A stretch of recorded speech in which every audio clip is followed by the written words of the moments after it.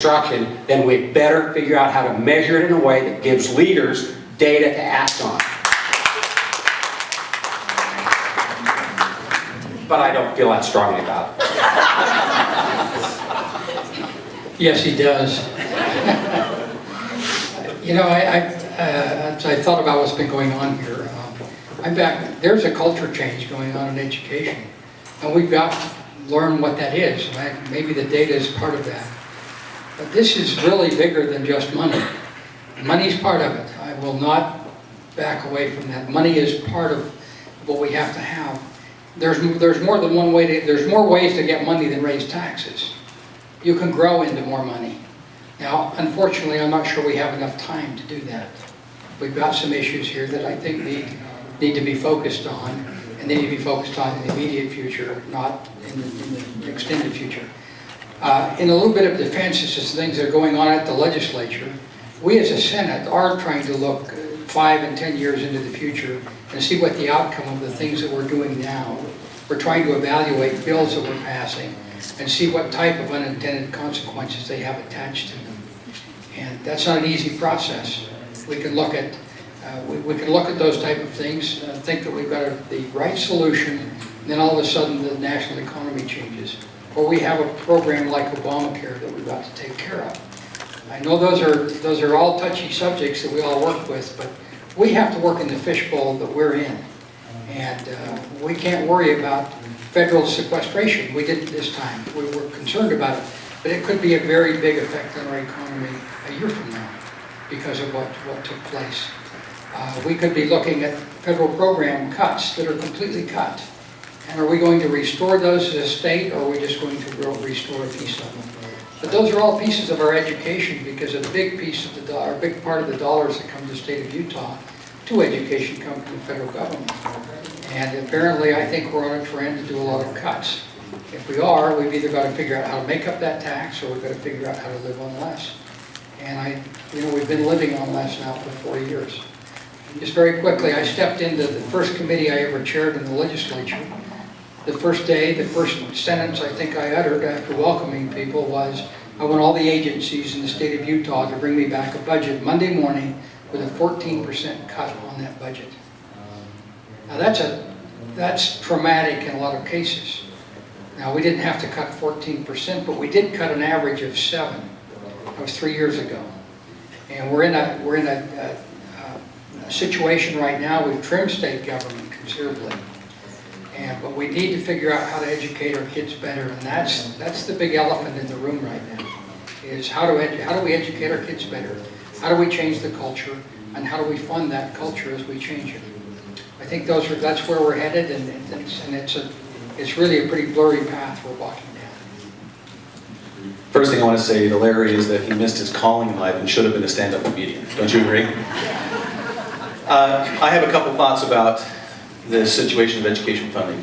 First of all, that I've now been in the legislature just a little over 2 years, and I've had an opportunity to go out and visit where the rubber meets the road in the schools and see the real challenges that are actually there. It's not hyperbole. We really do have a class size problem. There are too many kids crammed into too few classrooms. Our teachers are struggling with lack of resources, from things as basic as just materials for the classroom to any personal time to prepare. They have no time off days enabled for them to be able to prepare for their classroom success.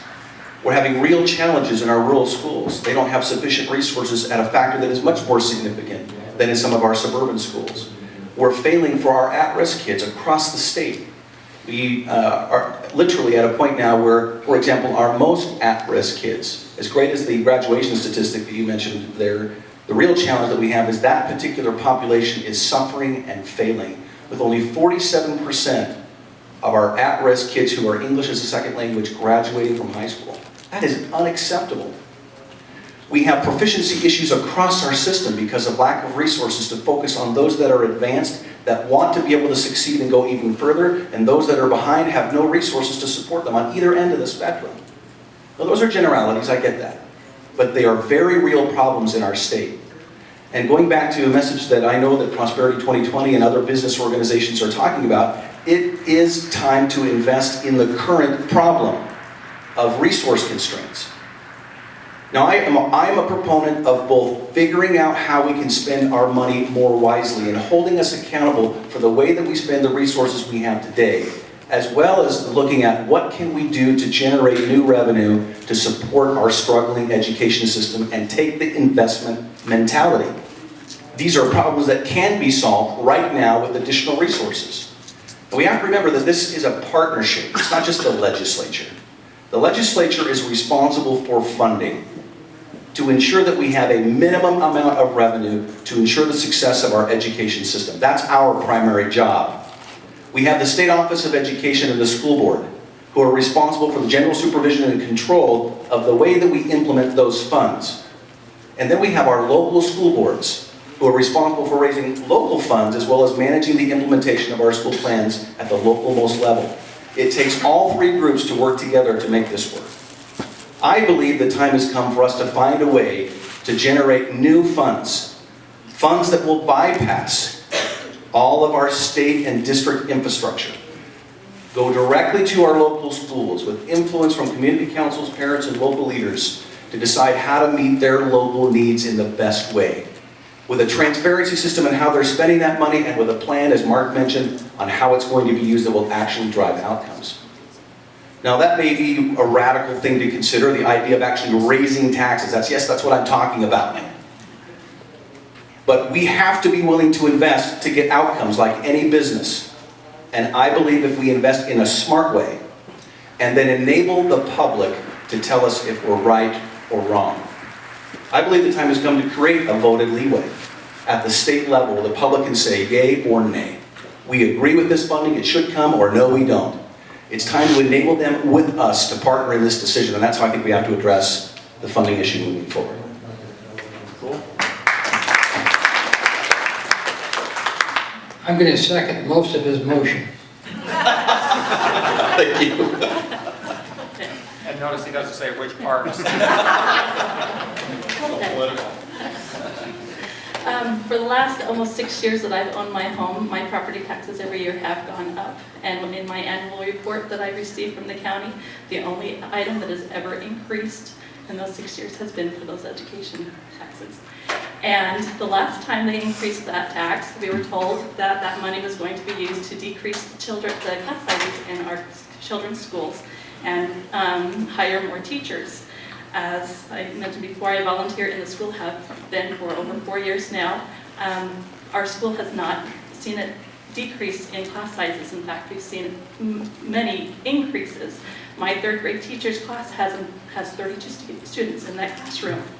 And that poor teacher is beside herself trying just to maintain peace in the classroom, let alone try to teach anything. I am all for paying taxes to help education, but I want to see it actually do something.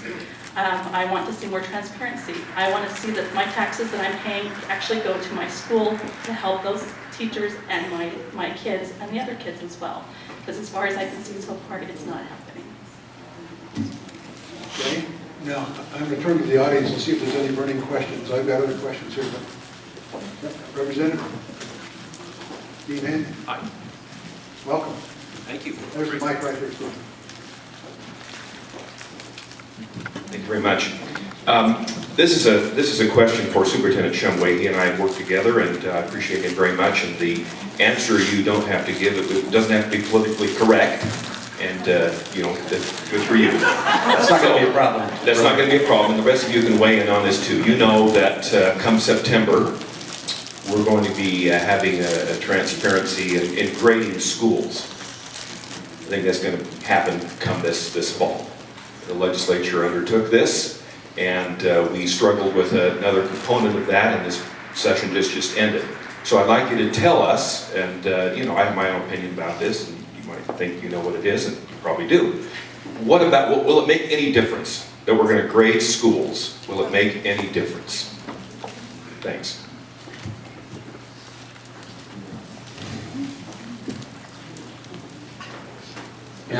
The movement to grade schools, I think we're in such an interesting dilemma here, because I don't know whether to attribute just pure cynicism and malintent to certain people, or whether their intentions are good, but they're just entirely misguided. I think it's a struggle that we face in public education. I was talking with Mark before, is it that our schools are worse than ever before, or that they're facing more daunting challenges than ever before? Which is it? Are our schools, you know, as we look at the business community, I mean, on the one hand, when we're recruiting businesses to come to Utah, we don't go out and say, why don't you look at Utah where our schools really suck? But then in certain kinds of things, we're doing our very best to make sure that our schools look as bad as possible. I mean, there are people whose motivation, it seems to me, is to completely discredit public education, and so that we can do something else, that we can voucherize things or privatize things.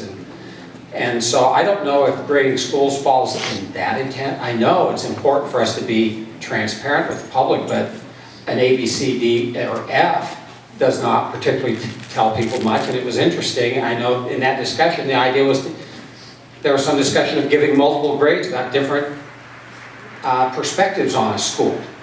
People were dead set against that. Parents want only one grade.